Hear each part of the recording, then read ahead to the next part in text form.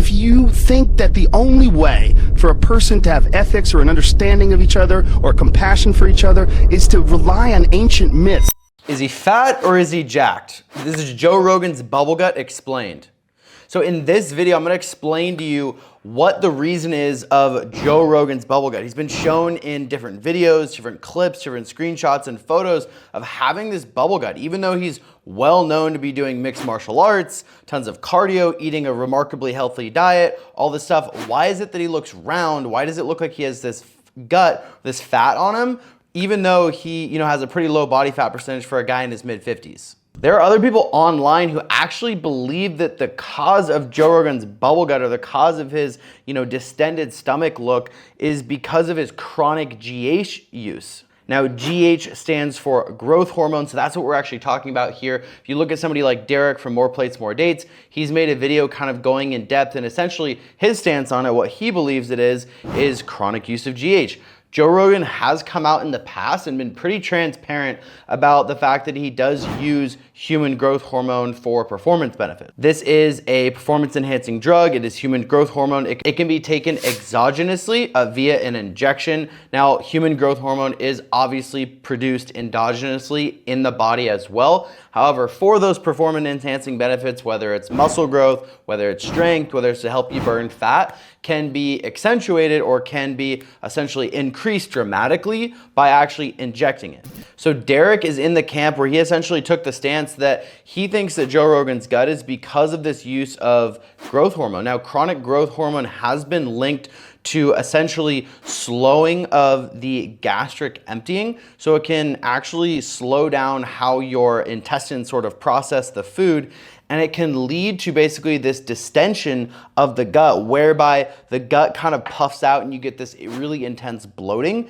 because your food is digesting really slowly. And this can lead to some other gut issues as well as like abdominal just discomfort, distension, this sort of like bloated look. And in the bodybuilding community, they actually refer to this as palumboism. Palumboism is where you kind of see, right, it's a classic example. You maybe see a bodybuilder who's on stage who is incredibly jacked, super low body fat, literally at a bodybuilding competition, yet despite this form that he's in, when he's on stage or when he's off of stage, when he's not actively flexing, he actually has this huge gut. I'm sure you guys have probably seen photos of this before where there's these huge, massive bodybuilders, and even though they're like, 3, 4, 6% body fat performing on stage, they actually have like this huge gut that like comes out very far.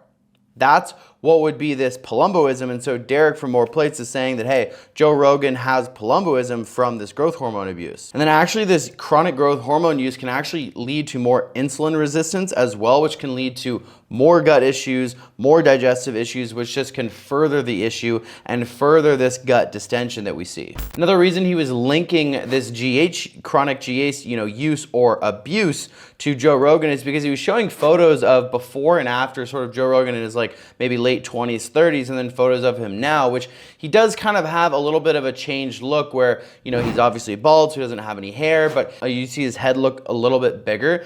And he's trying to sort of draw the comparison between bodybuilders who have this really like, bulged head look where, because with growth hormone and with abuse over the years, you're not just growing your muscles, but growth hormone makes everything grow. So your tendons, it makes your bones grow, and it can actually make your face grow as well. That's why sometimes you see a lot of these bodybuilders, they don't have any hair, and they have these huge, like big, just round sort of faces, even though, again, they're still like super shredded and super low body fat. I'm gonna get into what Joe Rogan thinks now here, but before I do, let me know in the comments, do you think that Joe Rogan has palumboism? Do you really think that he's someone that's chronically abused growth hormone over the years and therefore has this big nasty gut because of it? Let me know. I'm curious which one of you guys think that's what's going on here. And then essentially in response to this, we'll call it this anecdote or we'll call it this diagnosis by Derek has actually gone on the Joe Rogan podcast 2 separate occasions. Now,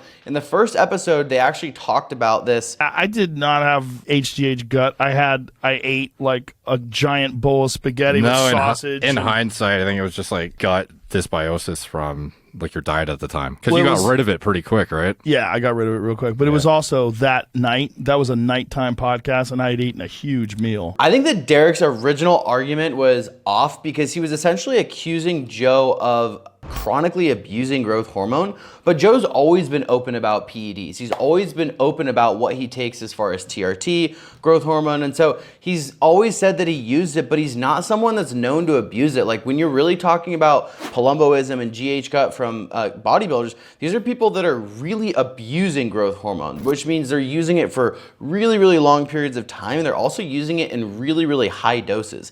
I don't think that's something that Joe really was doing, and because he's open about it, he's not trying to hide anything. Typically, people and bodybuilders who are, abusing drugs, abusing PEDs, abusing steroids, they're a lot more hush-hush and they're not as open to talking about it. Joe's well known for using PEDs safely. He has oftentimes talked about how he uses TRT, how he uses peptides, how he uses different sort of growth hormone secretagogues or medications there that he uses under the direct prescription and overseeing of a doctor, of a medical professional, which means he's super careful about his dosages, what he's doing, and to mitigate his side effects. So I doubt that he was abusing it so much to the point where he was getting a massive side effect like this palumboism. Derek's also trying to back up his argument by talking about the size of Joe Rogan's head when he was younger and then when he was older to say, hey, this might be another reason why he's using GH because look at how much bigger his head is. I don't think those photos are really all that convincing.